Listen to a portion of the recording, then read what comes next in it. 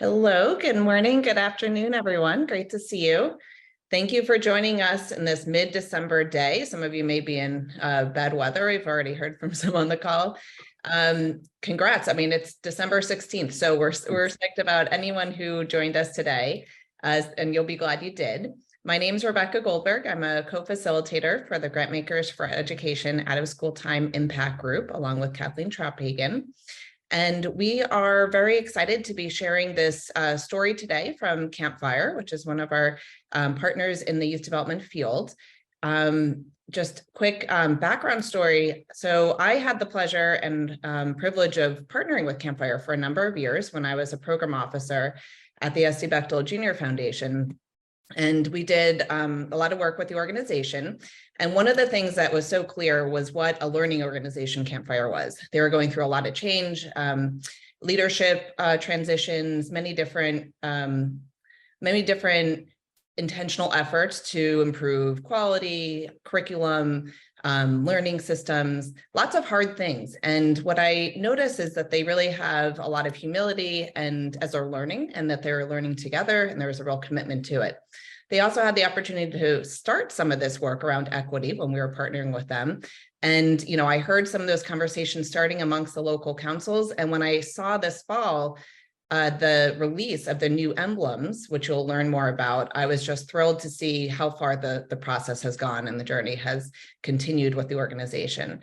So I think this is an incredible opportunity to learn from a youth development organization in the field that's national. It's a legacy organization, been around for over 100 years, and how they are facing their own history and practices that have caused harm to Indigenous communities, and the process they've gone through to learn themselves, but also to become good partners and really put young people in the driver's seat and driving that change. So I'm just grateful that they're willing to share the story with you all in a very candid, honest way. And I'm actually going to hand it over to Shauna Rosenzweig in a minute, but I'm just going to share, so we have a number of folks here with us today who are going to share their pieces of the story.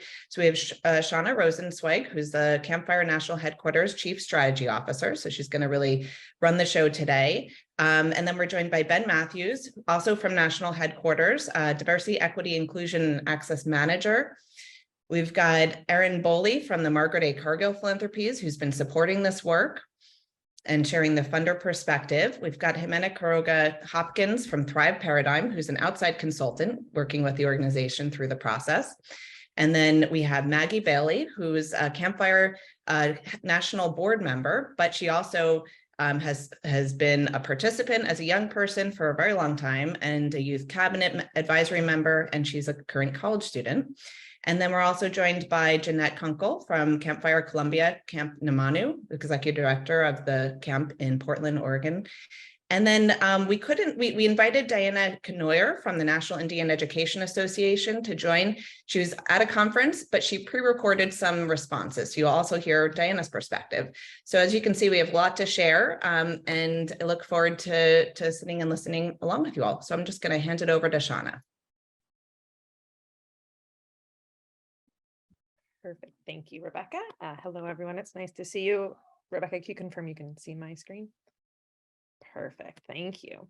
All right. So I'm going to spend a few minutes kind of giving you a summary of our journey thus far before we turn it over to the panel for a conversation.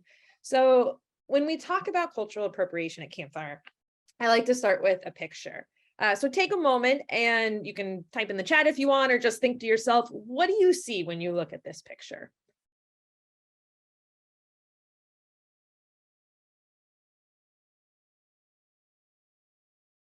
I'm not going to give you too long here. So if you said, hold on, if you said me, you are correct. So when I look at this picture, if you asked me 5 years ago, what I would have told you was that I saw my best friend, Sarah. I saw fond memories of color games. I saw memories of summer camp in Maine. But today, what I see is the face paint. And I see the face paint in the context of color wars. And I see color wars and face paint in the context of playing Indian. And it serves to me as a reminder that when we know better, we do better. And that's a frame that we've used at Campfire throughout our change efforts. So this isn't about shame or guilt. It's about learning more so that we can do better and we can create better programs for young people. It's also about making sure that we're not sweeping it under the rug, right? It would have been very easy to delete this picture off my phone and pretend it never existed. But no one's learning and benefiting, myself included, when we do that. So before kind of covering our process, I want to just tell you a little bit about Campfire. So I want to acknowledge that growing up today is hard. And if you are wondering why, you probably don't need a few reasons.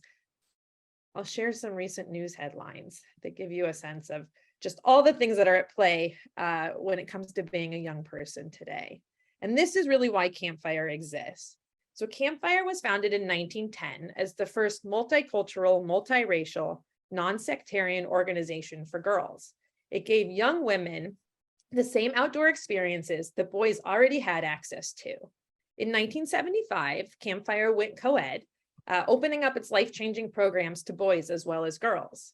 And in 1993, Campfire added sexual orientation to its official inclusion policy, ensuring that its camps and programs were safe, welcoming spaces for LGBTQIA kids, staff, and volunteers. One aspect of equity and inclusion that Campfire is particularly passionate about is age discrimination. Young people face unconscious bias based on the belief that adults are more important or more experienced than young people. Campfire is not only for young people, but by young people. We include young people in Campfire's decision-making at both the national and local level, and you'll see examples of that today. A bit by the numbers, so while we've been around for over 100 years, in the past 5 years alone, we've served 600,000 youth and their families across 4,600 program sites. That includes everything from after-school programs, in-school programs, clubs, leadership programs, day camp, overnight, and environmental education program. And that's across 47 affiliates in 24 states, plus the District of Columbia. So when it comes to our impact, we envision a world where all young people thrive and have equitable opportunities. And what that looks like to us is kind of what we hear from employers, civic leaders, parents. What they say is the most important. It's that young people know how to learn, it's they know who they are, that they feel a sense of belonging and have a sense of identity to be able to navigate a complex world without falling apart. So there's actually a quote I love from Olka Joshi Hansen, who's the Chief Program Officer at Grantmakers for Education, where she says, "It is even more important that we privilege this sense of relationship, community, and belonging, because when people have that, then they can go out and explore and experience new things without it feeling like a threat." And to me, that's really the core of the Campfire experience. And you can see at the bottom of the screen here, in young people's words, that they're saying that they are having those elements, those opportunities to discover who they are, feel accepted, feel heard, and that enables them to be able to try new things and new experiences. So when it comes to cultural appropriation, which is what we are here to talk about today, I wanted to just start with a definition, because this is a definition that we've worked really hard with a number of partners who are here with us today to cultivate a shared understanding of what is cultural appropriation. And so I'm actually going to just read the slide here so that we can all have a shared understanding for our conversation. So cultural appropriation refers to a particular power dynamic in which members of a dominant culture take elements from a culture of people who have been systemically oppressed by that dominant group. The use of one's culture's elements by a group or individual who does not belong to that culture. It's the adoption of these elements from another culture, which typically occurs without the consent of the people who belong to that culture and who have been historically marginalized. Acts of appropriation and their implications are not determined by the intent or awareness of those engaged in such acts, but are instead shaped by and in turn shape the social, economic, and political contexts in which they occur. Undoing the harm that has been caused by cultural appropriation requires engaging in dialogue with individuals and communities that have been impacted.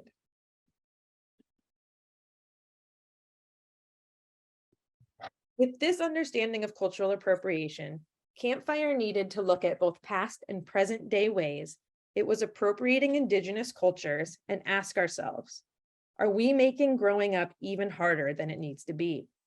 What messages are we sending to young people about othering and belonging through culturally appropriated images, words, symbols, and more? This meant not only asking ourselves if we were indeed leading with our organizational values, but also looking at how we can really lean into those values to embark on a change process within a legacy organization. So to give you a sense of what our process has been thus far, I'm actually going to share 2 timelines with you. This first is really focused on facing a reality. And this included things like doing a program audit, looking at organizational traditions, curriculum, program-related practices. It also involved engaging in professional development, learning more about Native American experiences and historical narratives, often those narratives that weren't included in our own personal educations in school. We then dove deeper into things like camp songs, legends, and lores, looking for appropriation, and ultimately developed a tool for our affiliates to be able to self-assess for cultural appropriation, as well as dive deeper into their local history, looking at things like how did their camp receive its name? Who did the land belong to before the camp purchased it? And this prepared us to be able to really sit down and listen. Right now that we had a sense of what was going on within our programs, within our organization, within our history, we invited members of Indigenous organizations, tribal nation leaders to join us in an Acknowledging Harm Roundtable to really have an opportunity to listen and say, what do we need to do to both acknowledge the harm and repair the harm that we've caused? And then over the past year, we've been engaging our affiliates in a continuous improvement process to, again, really be self-assessing for cultural appropriation at the local level and begin implementing improvement plans. And lastly, engaging our executive leaders as recently as this fall in the blanket exercise facilitated by the National Indian Education Association that really walks folks through an experiential narrative of both the Indigenous experiences and the settler narratives, and to be able to see them simultaneously around Indigenous loss of land, life, liberties, as this country was established. So by facing this reality, it allowed us to be able to reimagine our future. And by reimagining our future, it required not only making sure that we were addressing and ending cultural appropriation within Campfire going forward, but also making sure that we were changing the structures of the organization to allow for that. And so it really began with revising and reimagining our National Youth Advisory Cabinet, which Maggie was a key player on, who's here today. And this really positioned young people to be able to drive the change process within the organization. Furthermore, we had young people as part of what we called Make Your Mark, a youth task force and hackathon to completely redesign and reimagine our rewards and recognition system based on what they found meaningful. That then went back to the Youth Advisory Cabinet to work with a professional graphic designer to completely overhaul the reward and recognition system, what we call our emblems, which led to ultimately Emblem Drop 2022 this fall, when that entire new system rolled out to our network, along with the communication of minimum expectations around timeline for changes. As part of reimagining our future, it's also been reimagining ways that we can be partnering with Indigenous communities at a local level. And we're thrilled that Jeanette's here to talk a little bit more about what they've been doing at Campfire Columbia. It's also been working with Indigenous youth through the National Indian Education Association's convention to really look at some of the harmful images that were used on Campfire's emblems in the past and take back power through art. So explore healing and power dynamics through art. And so they actually had the opportunity to destroy, repurpose, create new, more meaningful art pieces with some of those appropriative images. And lastly, making sure that moving forward, Campfire is engaging in equitable partnerships, both with the National Indian Education Association, who you'll hear from Diana in a bit, but also making sure that we have a partnership blueprint model going forward that from the front is transparent and honest and sets up an equitable power dynamic regardless of who the organization is that we're partnering with. So we are really just getting started. Our work is not done. And as for next steps, some of the pieces to come here, we'll be engaging in another youth task force, taking on some new takes on traditions, especially within summer camp. We will be launching our transformational partnership with the National Indian Education Association. We'll be in an ongoing fashion, both making changes to our program spaces, as well as reparations and repairing harm. We see this not only as next steps, but a call to action. And we use that language intentionally because it's an opportunity to be building partnerships, coalitions, and support to not only make changes within Campfire, but to address broader systemic change across the field and society at large that's really needed. Before we shift to the panel, I want to close with a quote that's really been a guiding framework for us throughout this change process and is represented in the storyboard created by a young person in Campfire that really serves as a reminder that we all benefit when we create space and possibility for young people to build a new, more equitable model. Because you never change things by fighting the existing reality. To change something, build a new model that makes the existing model obsolete. So with that, I'm going to stop sharing my screen here and transition to the panel to talk a bit more about their experiences. So I actually would like to start with Maggie. So as I mentioned, Maggie was one of two young people who were a driving force behind reimagining our youth advisory cabinet and then the redesign of the reward and recognition system. Maggie, what kind of support did you need from Campfire to lead through these hard conversations and make changes across the organization? The type of support that really stuck out to me the most was Campfire just giving us the space to have open and hard conversations and support us and, contribute meaningfully and taking our conversations and helping us put them into true action. So without that, I don't think we would be here today, and YAC definitely would not be started to create a meaningful difference and continue to have a legacy of helping Campfire with appropriation and leading youth's voice throughout the organization. Great, thank you. So you talk a lot about support, and support comes in many different fashions. And so Erin, I think that's actually a great transition over to you. What moved the Margaret A. Cargill Philanthropies to support Campfire to do this work, and how did it come about, and how does it relate to your broader funding strategy? Thanks, Shauna. Yeah, so Margaret A. Cargill Philanthropies is a private foundation based in Minnesota, but with an international reach. And our youth development work focuses specifically on two areas that were personal interests of our founder. Those are helping all youth experience nature and specifically overnight camping, and ensuring all children can learn to swim and enjoy the water. So the central focus of our camping strategy is improving access and inclusion for historically marginalized youth populations in overnight camping. We fund primarily national camping organizations that have chosen to prioritize helping the camps and their networks examine which youth are not participating in their programs and learning about why, and then making meaningful changes to enable their successful participation. And so this goes far beyond providing scholarships, for example, but is often inclusive of things like scholarships. Our first grant to Campfire National was made in 2019. Their work in that grant was clearly effective in moving a chosen subset of their councils to improve inclusion, and they so highly prioritized, or you so highly prioritized, working on equity that we were happy to renew our support earlier this year.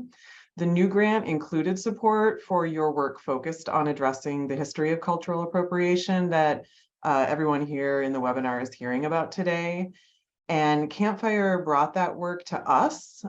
We didn't suggest it to them, but we are happy to support it as we saw clear alignment with our inclusion strategy. And we see Campfire as national leaders in this area, so I'm glad that there are voices of staff and participants from multiple parts of your network that are being featured here today and that everyone can learn from. Great, thank you. So Erin, you touched on, right, kind of the importance of, I think, seeing kind of the intersections between moving an organization forward in its equity work, but also needing to address its history as part of that. And Ben, I actually think that's a really good kind of transition over to you, right? We've been partners at this work for many years now. How do you see those two pieces related, right? How do you see, certainly kind of the what we call our camper initiative, right? So the work around equitable access and meaningful participation within the overnight camp setting being related to cultural appropriation. Yeah, I'd have to start with one of my first experiences with Campfire almost a decade ago. I was facilitating like a social justice retreat for young people ages 12 to 17.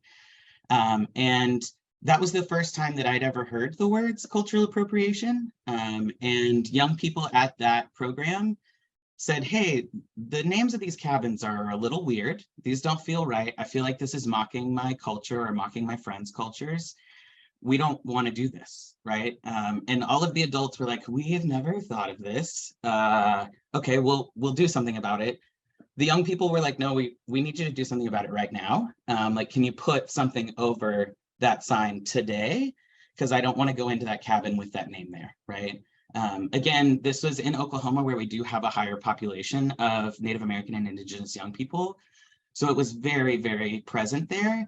And being able to be with this group who are already really well versed in advocating for themselves and the things that they needed to feel safe and to thrive and to make sure that their peers were able to just like be in the space comfortably. So I think that's definitely a really important place to start, right? Is like literally the first time that this came up for me in Campfire or for the affiliate that I was working for was by young people saying this is what we need in order to be able to be here, right? And to enjoy the time that we're here. Really kind of moving forward into that, similarly to making sure that we are always including youth voice. One of the things that we want to make sure that we're doing moving forward is always including Indigenous voices, especially when it comes to that kind of reparation and healing piece. So some of the things that we have been working on over the last couple of years are really doing some asset mapping at our affiliates to figure out what it is that we have that we can offer immediately, so that when we try to start those new relationships, we have something to offer and are able to say, also, we want you to have a space here. We want you to be able to make this your community and to have ownership in that. And so we've seen some really great examples in Campfire Alaska. They have started a kind of a Pathways to Career program that is really focused on Alaskan Native youth. Jeanette's going to share some great stuff that they've been doing at Campfire Namanu as well. But we've been really intentional about trying to take the last few years to learn everything that we can possibly learn, to talk to folks who we've actually hurt by doing a lot of these things, and make sure that we're moving forward with what they want us to do rather than what we think that we should be doing. And I think one of the biggest requests for reparation that we've gotten kind of across the board is just that we start telling the truth, right? It's not like write checks and give us whatever. It's just like, thank you for finally owning this. And can you also start incorporating the true history of your organization and the true history of Indigenous people as part of your story? Thanks. And so Ben, you touched on something really important, right? I think when people hear reparations, your mind immediately goes to money, right? Or to dollars. Yeah. Can you say more just about kind of you mentioned kind of the asset mapping as a step to establishing what reparations could be. Can you say more, about kind of some of the more creative ideas or ways that, you've either nationally encouraged folks to be thinking about reparations or that you've seen locally as well? For sure. One of the things that we have as an asset at the national office is expertise, right? We have a lot of child safety training. We've got lots of youth development training and things that we can offer with having 100 years of experience in this. And so one of my favorite things that we've been able to just like offer to any Indigenous groups that we've worked with is some free training, right? Like if we have an expertise that you all need some help in, let us know and we'll show up, right? So I've been able to attend the National Indian Education Association's conference for the last few years and provide them with information that they've asked us for, right? Another thing is just like time and space in programs, making sure that we're reserving spots for folks within our Indigenous communities and giving them prior access. Things like using the land in which we own, whether that be for like specifically for tribal events or kind of co-facilitated events, which we'll hear about in a moment, all the way through to, just again, Campfire Alaska, right, has prioritized Alaska Native youth in one of their programs and specifically built that program with those youth in mind, right? It's not exclusive to Alaska Native youth, but those are the needs in which they built that program around, and those are the folks that they reach out to first and make sure have first access. And so it's really about trying to figure out what it is that we have right now that could be helpful to those communities, but also leaving the door open for them to tell us what they need or what they might want, so that we can work to find some solutions together. Great, thank you. So then when you first started, you touched on, right, your experience at Campfire Green Country in Tulsa and young people really advocating, right, for change in the program space, for what they need.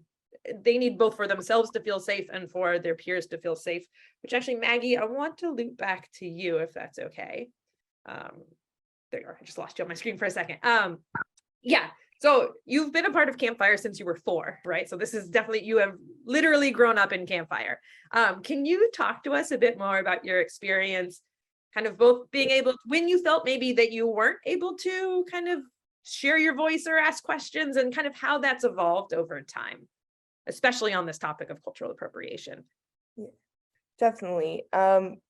So growing up in Campfire, I really enjoyed being in Campfire for the most part, until I would say 5th grade. We started, it was time to start making your gown is what we called it, which was a what it sounds like. It was a gown that you could think of was looked like a Native American ceremonial gown, I would say. And it would have beadwork and feathers and all sorts of things. And I remember asking my mom, like, is this okay? Are we allowed to do this? Sorry, I'm getting emotional just because sometimes I think back and wonder if it was good to be a part of this, but now it is good to be, coming back and doing better with this. But I remember my mom telling me, this aspect of Campfire may not be the best thing to be a part of, but you can wear it with your pride of being a part of the values that Campfire shares and has taught you. And so, thinking back to that time in my life where I wasn't really allowed to say anything, to now, or at least a couple years ago, when we were really able to create a change in a large organization for many youth who probably felt marginalized. Even though I wasn't one of the youth who was directly marginalized, I knew that there was something wrong. So being able to personally help change that was something that I will truly cherish forever and thank Campfire for. So sorry, that was not very good, but thank you. No, that was great. And I think, it makes it so real, right? And I think that's the really important part of this. And, it brings me back to, gosh, what was it? Maybe fall of 2019. Campfire had its national leadership conference. And as part of that, we have a youth leadership experience, right, Maggie? And I remember us sitting in the hotel lobby, right? After a documentary screening. It's the film Real Engine. If you haven't been able to watch that, definitely check it out. Right, but I think it was like after midnight, and right, we were all sitting kind of processing our understanding, right? There's a scene in there where, you see another camp engaging in color wars, right? And, that certainly hit home for me, based on the picture that I shared. And, we were all kind of processing through our feelings of what it means to be a part of an organization that has caused harm, right? So one of the things you shared with me the other day actually was kind of reflecting back on that and how that experience really kind of helped set you up to kind of reimagine our youth advisory cabinet at the national level, right? So you were a member of that before and you were a member of it after that change. But yeah, connect the dots for us of tell us, like, how did that experience kind of set you up to say, like, not only let's address cultural appropriation, but let's address how young people have a say in making change in this organization? Yeah, definitely. So I think that night, we were really there at NLC as a YAC to try and find a new direction for ourselves. At the same time where Campfire was trying to address or reintroduce this idea of cultural appropriation that we have been, instating for so long. And it all kind of coincided at that meeting. It seemed like where Owen and I were really, Owen was the other youth person who was helping me forefront this, but we decided that this was something we were passionate about, and we both kind of had our own experiences with the cultural appropriation because he also grew up in Campfire. And so being able to take that, and Julia, who is our advisor, who is the advisor of YAC, was able to, say, this is going to be our new direction. And we finally have a purpose as a YAC, because for a while we didn't have a purpose and YAC was not really doing anything beneficial for Campfire. And it essentially took that and we made a functioning YAC that had a purpose, and then started to think about what really directly impacts the youth of our organization. And we came up with the idea of our reward system.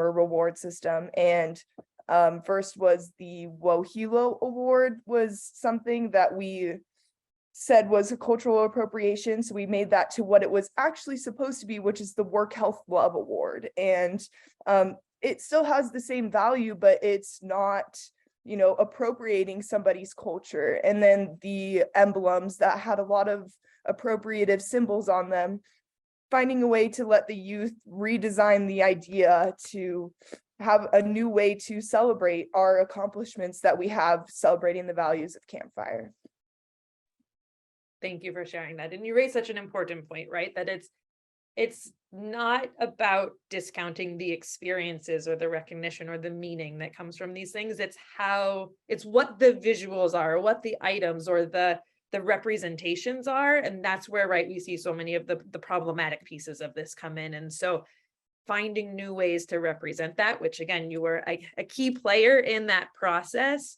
And again, it was, I think for us as the adults and the staff, a part of the process to be able to hear from you and your peers around how do you want to be recognized, right? And I remember a key part of that was it's more about who's providing that recognition to you, right? Or what the meaning is of that existing relationship than it is the sticker or the patch or whatever it is, right? That you may be receiving.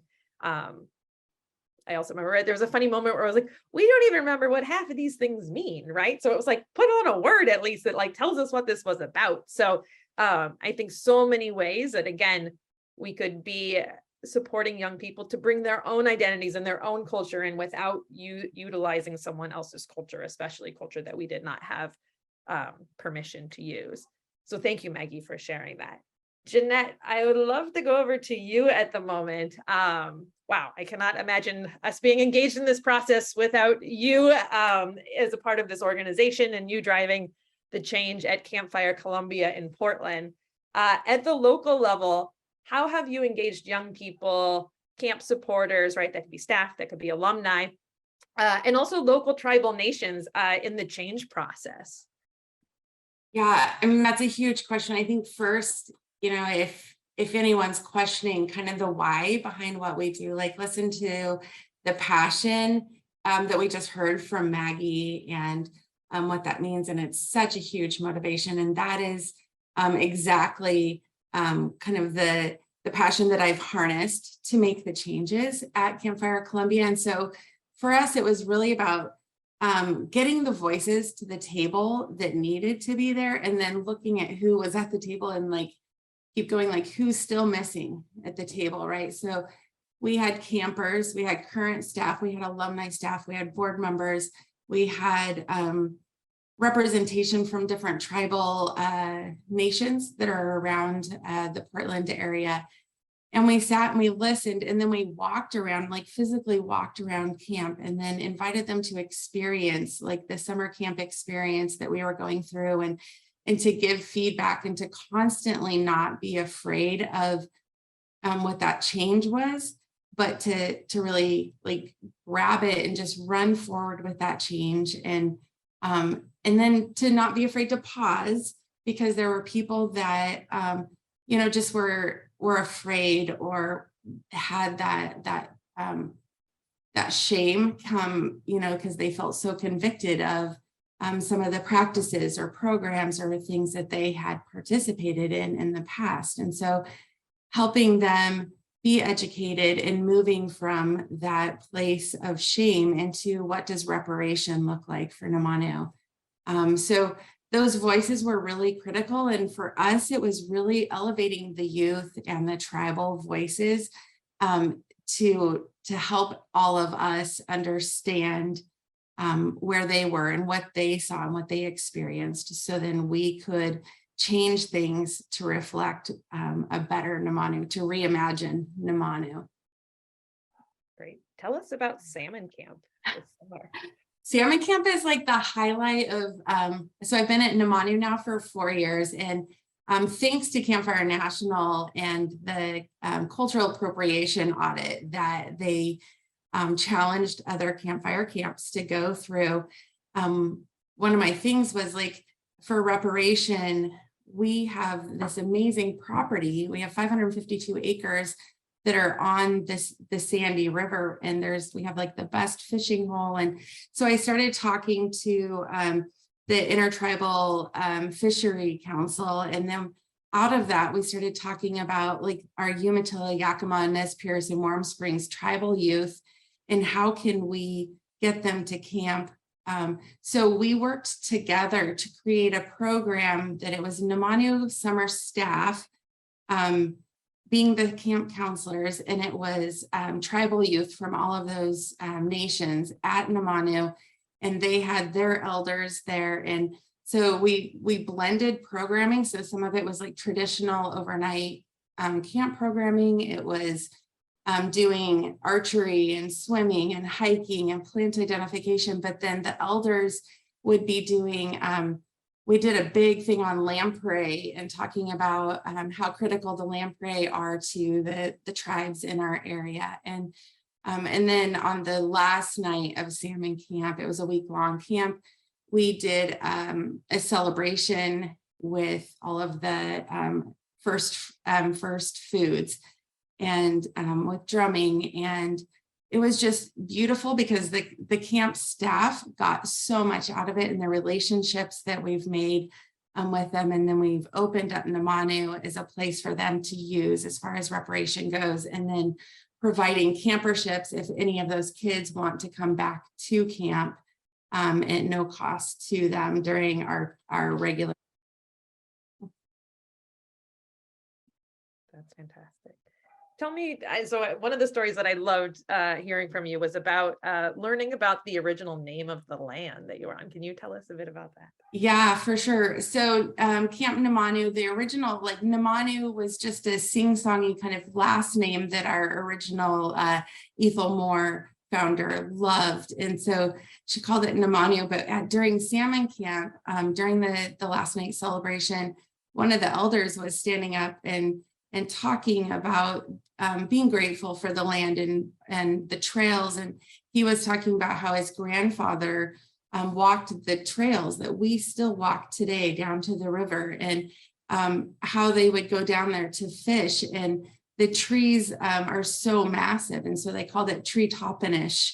And so we're working with them to figure out like how do we honor that land, and using the word tree toppinish to bring back for them those experiences and make the land known as their place too. But for us, it was just like a really heartwarming, like just to hear the word that they used to call the land that we are on. And so we're really trying to filter that and infiltrate that into what we're doing as well.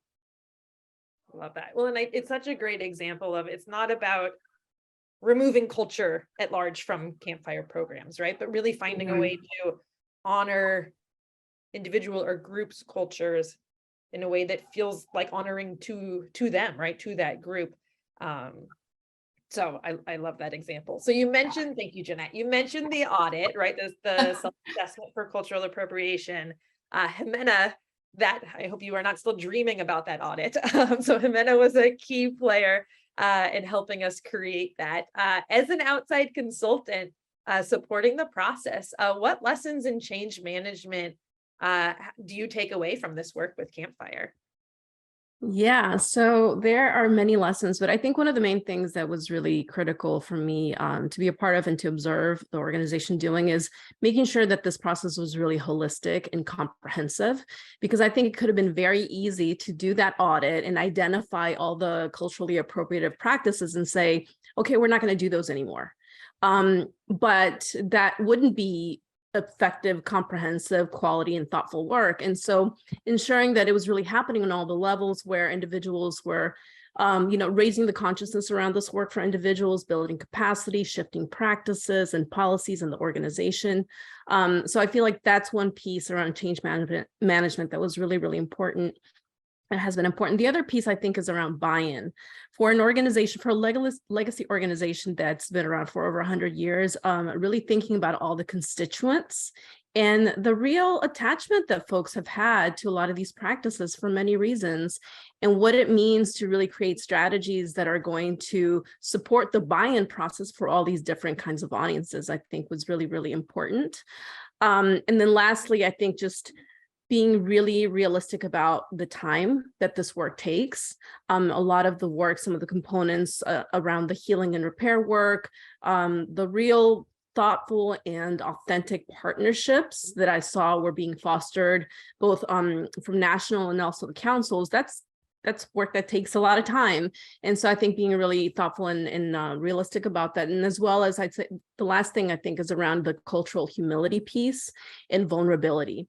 And so this really ties back to, I think what you all were saying around that real desire from folks to want the truth out there. And that takes a lot of vulnerability, and it takes a lot of humility to also say bring in folks that can bridge that gap in knowledge and skill to be able to do this work respectfully also. So I think those are some pieces that really, really came into play around change management. Great. So Jimena, you mentioned, right, that this is really, it's capacity building work, it's culture changing work. How can funders be supporting this type of effort, right, that you mentioned takes time? Yeah, well, I mean, this work to me fits under the umbrella of the broader equity and inclusion work that many of us are really engaging in. And I think this is what it looks like. It's very context specific. And for Campfire, it meant really holding up the mirror around this culturally appropriate piece. And not only that, but it's also very nuanced. There's a lot of different moving parts. There's all the healing work. And so really acknowledging that work needs to continue to be funding. I feel like, having been doing the equity and inclusion work for over 20 years, there's been all these waves around support with that. And I think when it comes to funding, there's ways in which obviously things just that we've experienced with the racial uprisings and COVID and everything else, there's been a lot of funding brought to equity and inclusion, but I think continuing to do that because, like I said, a lot of organizations are really beginning to grapple for the first time around the depth of that work and what it means for them. So I think that's really important. The other piece I think is around really understanding the implications of doing human-centered work, because the piece that I keep bringing up is around this healing and repair work, because that's not something that can easily be put a timeline to or goals or outcomes. It's something that's much more organic. And I think sometimes that's harder for, especially when it comes to funding, to really be able to kind of create a container for. So that's the other one. And then the last one I would say is just around just continuing to understand how a lot of these processes can really inform broader systems. I think you mentioned this before, Shauna, but all of these culturally appropriated practices, I mean, they're happening in other organizations that are similar. And I think that as folks are really beginning to grapple with what that means and what changes need to happen, there's an opportunity there to really identify some of these promising practices around process, not just around what the shifts and changes can be. So there's a real, I think, opportunity there to identify those. Yeah, no, that's great. And I think too, one of the things that I remember kind of in the creation process was also figuring out how to leverage the assets of the youth development field for the process, right? So the self-assessment audit process very much mirrors a continuous improvement cycle process, how we would assess for program quality and implement continuous quality improvement within our programs. And again, it created, I think, a cycle or a change process that felt both familiar and natural to folks, but also is, again, provided a really nice framing of there's not an endpoint to this. I mean, hopefully we'll be done with, ending the appropriative images, but we are, in terms of a process, it's always something we want to be engaging in and looking at kind of how culture is present and in our programs. So yes, no, I very much appreciate that. Well, I think you touching on the healing and repair work is a really good segue to, as Rebecca mentioned, Diana, who's the executive director of the National Indian Education Association, was unable to be with us here in person today due to a scheduling conflict. But Diana and I had a chance to sit down earlier this week to talk through kind of her part of the panel. And so I'm going to actually play a pre-recorded video of my conversation with Diana from earlier this week. So in that conversation, I asked Diana to reflect on what's critical to her in developing partnerships with organizations that are trying to change their practices and do better. And also, what advice would she have to other organizations looking to repair harm that they've caused and to show up as good partners? And again, both for field organizations, but also for funders as well. So I'm going to share my screen and we'll hear from Diana.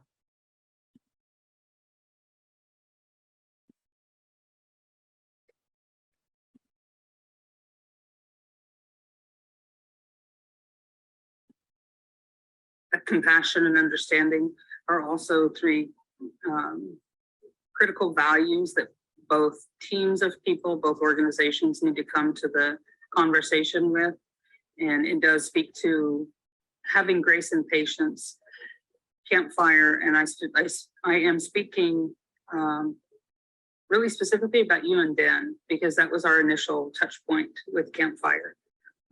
You had grace with us too, you and Ben, to educate us. We have no idea Campfire. It was Campfire Girls my whole life. And you gave us also that grace and patience to say, well, actually, we are more than just Campfire Girls. I didn't realize affiliates existed.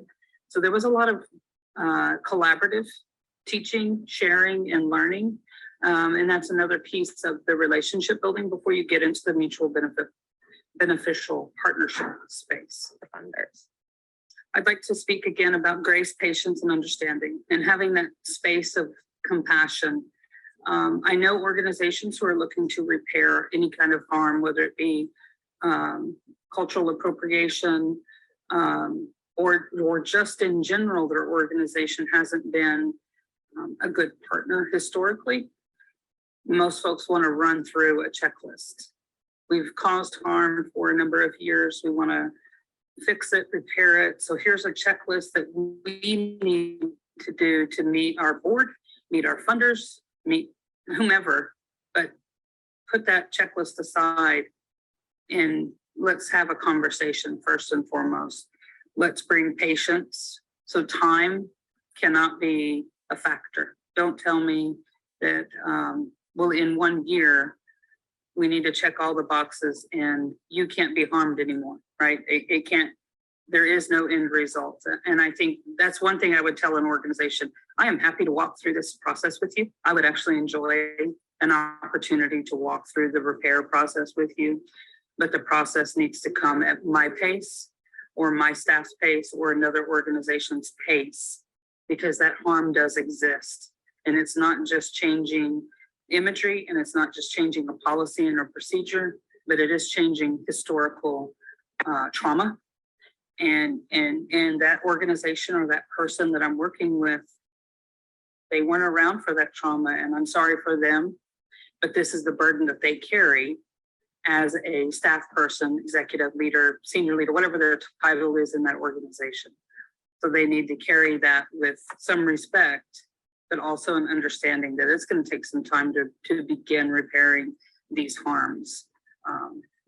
So moving forward, we have to build a trusting, vulnerable relationship before we can move in and start repairing the organization's harms, but also the harms that they've placed on other folk. Raising that. Yeah, and I appreciate at the pace again, which Campfire has allowed this relationship.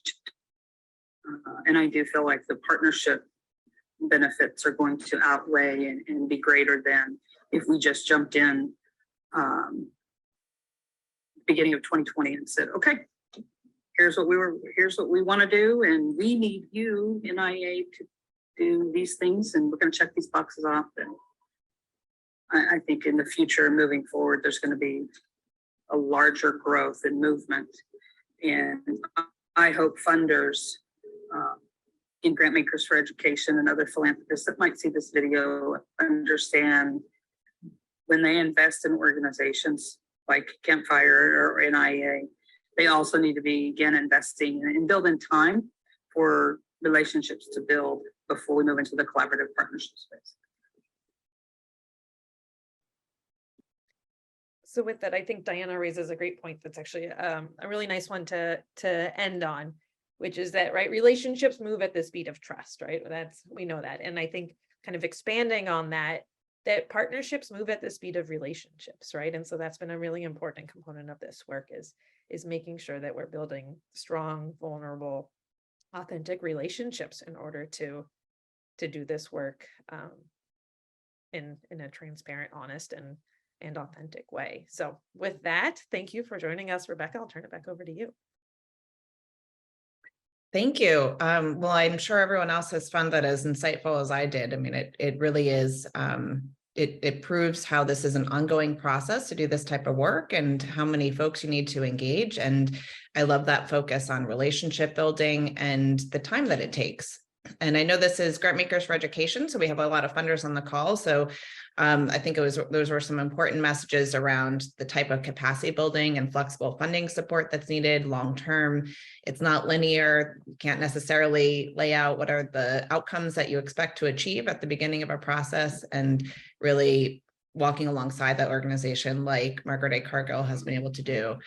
So I just want to say a huge thank you to everyone who joined us today, and to our speakers, Shauna, for doing so much amazing work in telling the story in a really succinct way. There was so much to tell. You can only imagine how much longer this could have been, but she did a great job in boiling it down. Ben for sharing their story in this work, Erin for the funder perspective. We've got Jimena from the consultant role, Maggie from the young person, but also national board leader role, and Jeanette as a local leader, and Diana, who couldn't be here, but obviously had great things to share. So thank you so much, Campfire. I encourage you all to engage with these leaders if you want to know more about the story.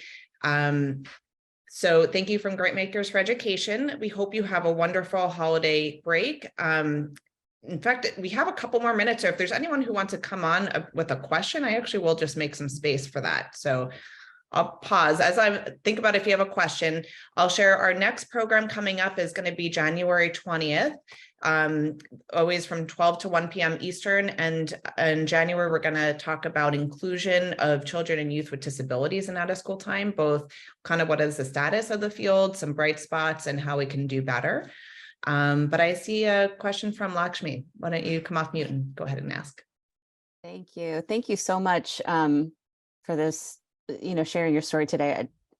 I mean, I learned so much. And also, I mean, I think just, from an organizational perspective of how you make positive change in an organization is really powerful too.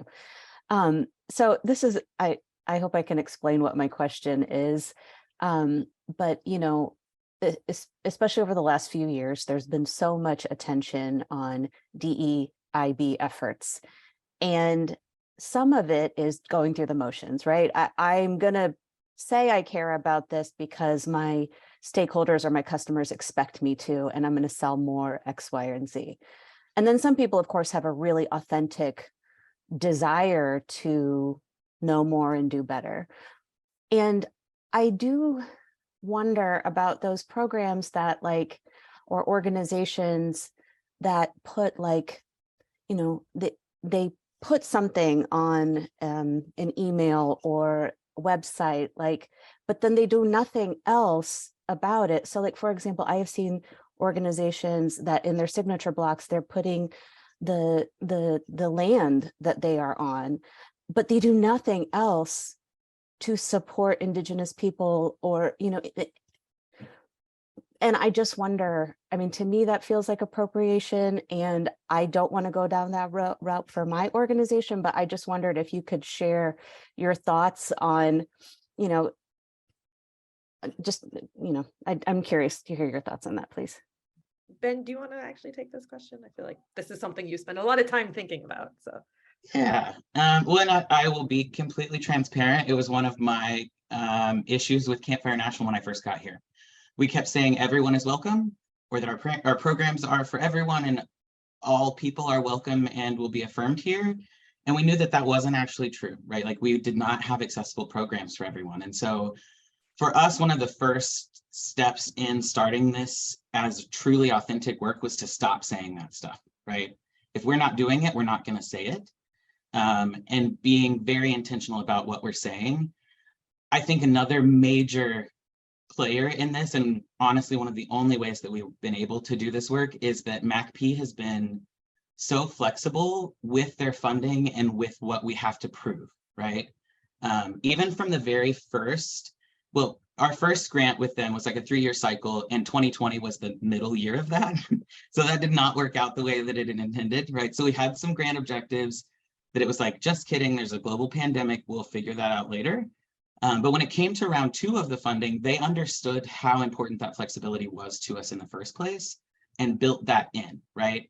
So never, as part of my work as a DEI professional, have I had a certain set of numbers that I have to reach.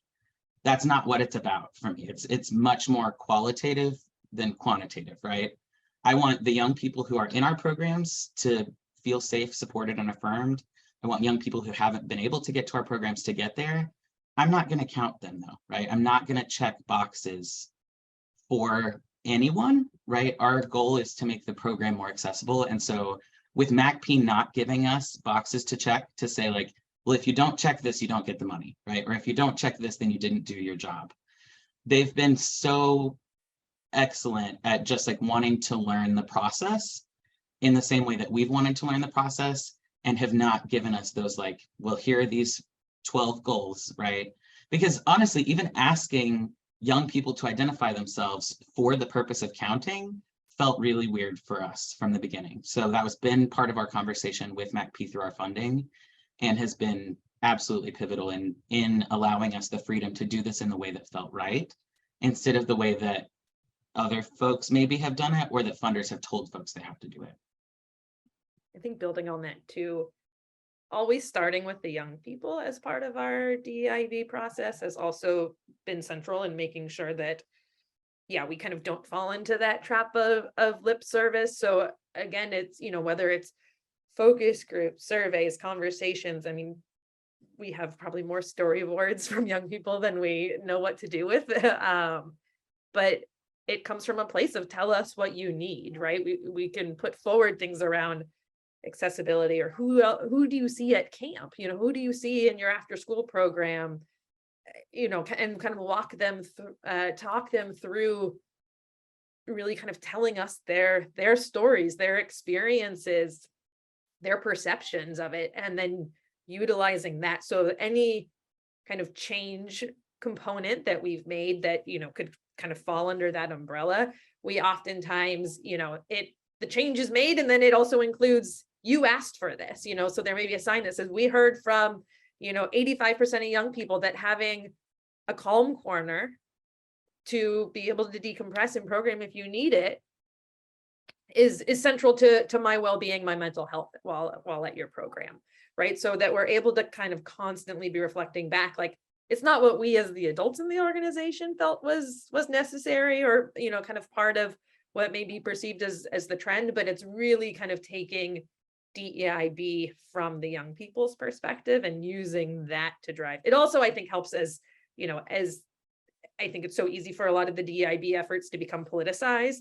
It helps to kind of remove some of the political tension around it, to say, this is what young people are asking for, right? Like, we are stewards of an organization that exists for and by young people. And that's what we are doing in support of our mission is making sure the organization is best serving and fulfilling their needs. So. Thank you. Okay. Thanks, Shauna. Thank you, Ben. And thanks for the question, Lakshmi. I'm going to sign us off so we don't hold you past the hour, but thank you all for joining us. And we hope you have a restful break and Happy New Year.